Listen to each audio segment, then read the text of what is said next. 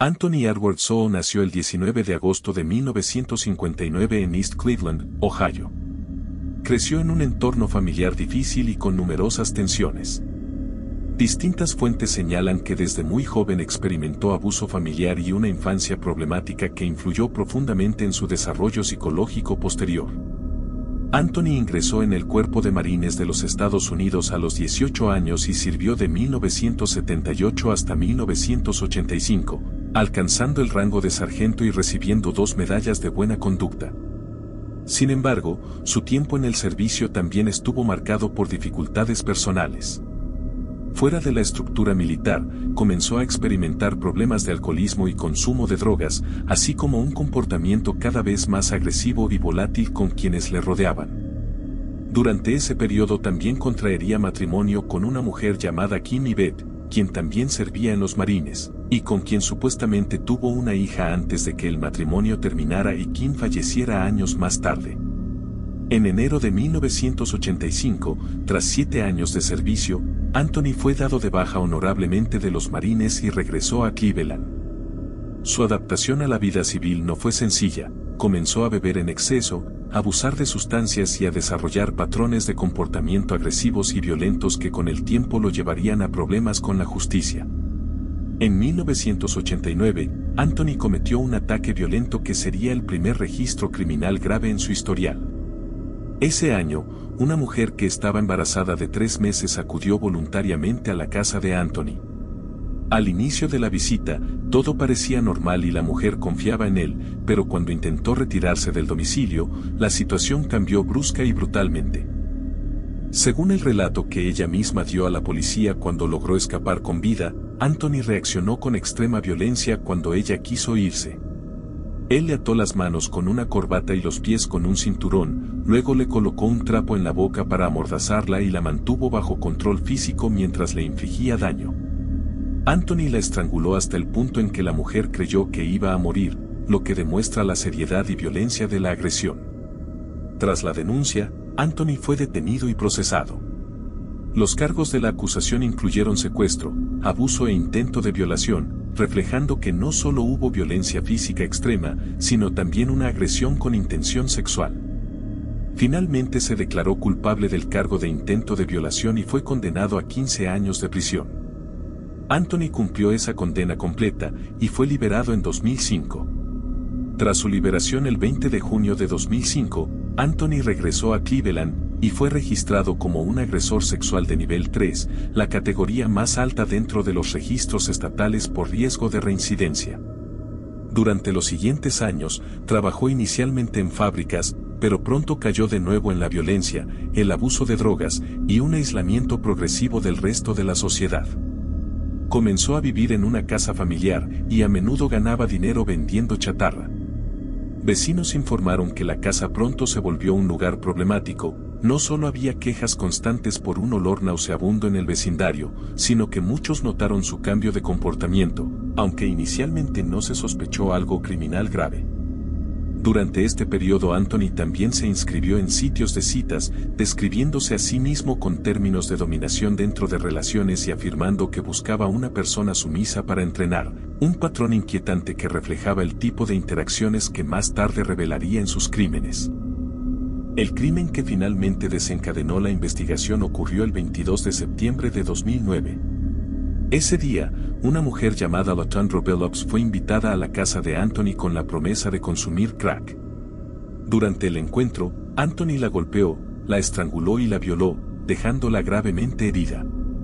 A pesar de la violencia, LaTundra logró escapar de la casa y sobrevivir. Ella caminó varios días antes de reportar lo ocurrido a la policía. Gracias a su denuncia, las autoridades solicitaron una orden de registro y arresto para la residencia de Anthony.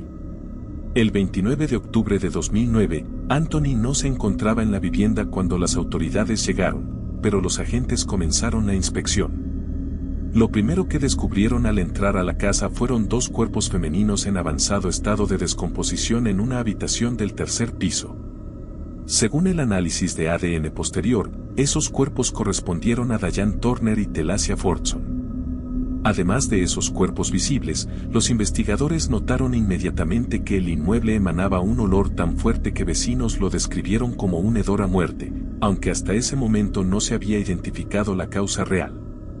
Al día siguiente, el 30 de octubre, las autoridades continuaron la búsqueda con un nuevo mandato y con apoyo del coronel del condado y un perro rastreador de cadáveres, lo que permitió expandir el hallazgo. En el sótano, bajo la escalera, los agentes localizaron un tercer cuerpo cubierto por un montón de tierra, identificado luego como Janice Webb. Ese mismo día, también encontraron dos cuerpos adicionales en el tercer piso, uno estaba dentro de una bolsa de plástico negra y otro en un espacio reducido oculto entre tierra y escombros. Estos fueron identificados posteriormente como Nancy Cobbs en la bolsa y Tisana Colbert en el espacio oculto. La búsqueda policial no se limitó a la estructura interior de la casa.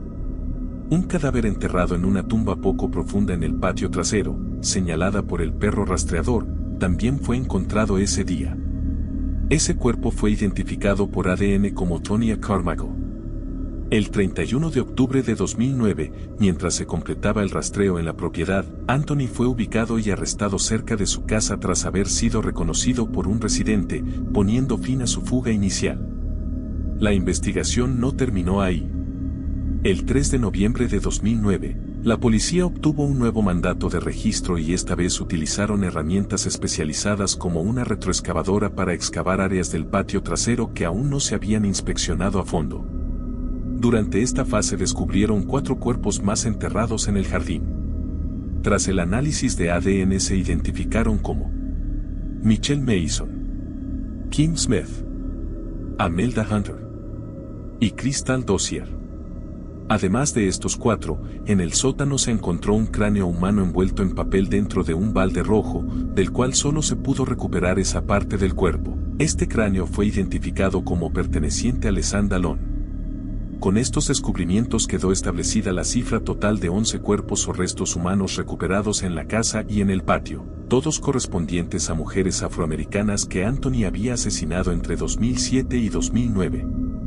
Después del arresto, el proceso judicial comenzó en junio de 2011 con la selección del jurado en el Tribunal de Primera Instancia del Condado de Cuyahoga, Ohio.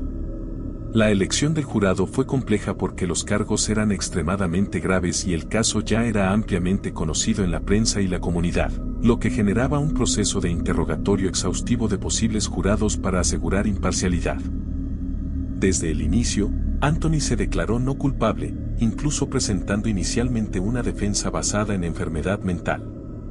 Más tarde esa declaración fue cambiada a una simple negación de culpabilidad, lo que marcó el inicio formal del juicio. Los fiscales del estado de Ohio presentaron una acusación de 85 cargos contra Anthony, incluyendo 66 relacionados con los asesinatos, además de otros cargos por secuestro, violación, intento de violación, abuso de cadáver y alteración de pruebas. La fase de culpabilidad del juicio fue intensa. La fiscalía expuso pruebas extremadamente sólidas, evidencias forenses, testimonios de sobrevivientes, registros de ADN y la documentación de cada uno de los cuerpos encontrados en la casa de Anthony. La defensa, por su parte, no presentó testigos propios durante esta fase.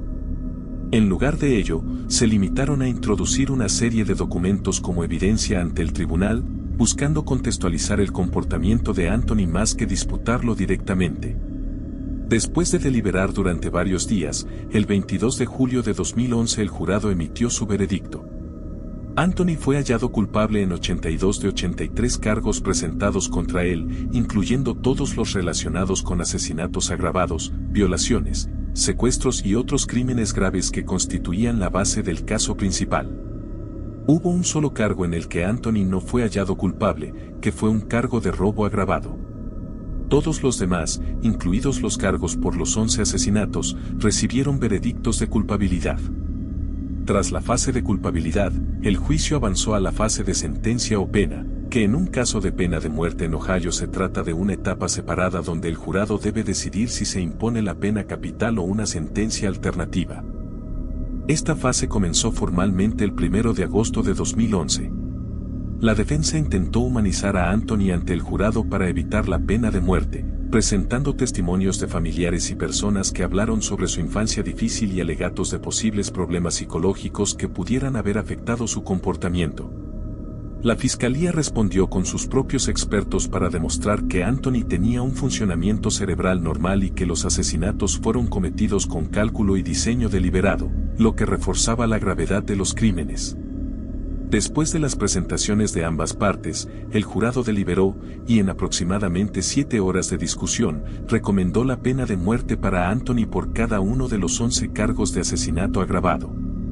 Esta recomendación fue formalizada el 10 de agosto de 2011. El juez que presidió el caso, Dick Ambrose, aceptó la recomendación del jurado y impuso la pena capital en los 11 cargos de asesinato agravado. Después de la sentencia, la defensa apeló automáticamente ante la Corte Suprema de Ohio, como corresponde en casos de pena de muerte, impugnando varias disposiciones del juicio original. Entre los argumentos de la defensa se encontraban alegatos de errores procesales, cuestionamientos sobre la supresión de pruebas y la decisión de cerrar partes de la audiencia al público. En diciembre de 2016, la Corte Suprema de Ohio revisó el caso y confirmó las condenas y las sentencias de muerte impuestas a Anthony, rechazando los argumentos de la defensa de que se habían cometido errores que justificaran un nuevo juicio o la anulación de las sentencias. La mayoría de los jueces consideró que cualquier problema en el procedimiento no fue de una magnitud que invalidara el veredicto o la pena impuesta. Después de la confirmación de la pena de muerte, Anthony se mantuvo en el corredor de la muerte en la institución correccional de Chillicothe mientras se agotaban procesos adicionales de apelación y revisión, incluido un intento de ejecutar la sentencia en 2012, para el cual se concedió una suspensión de la ejecución hasta que se resolvieran las apelaciones pendientes. Finalmente, Anthony nunca fue ejecutado. Debido a problemas de salud terminal, fue trasladado a un centro médico y falleció allí el 8 de febrero de 2021 antes de que se llevara a cabo la ejecución. El caso de Anthony expuso graves fallas en el sistema de justicia local.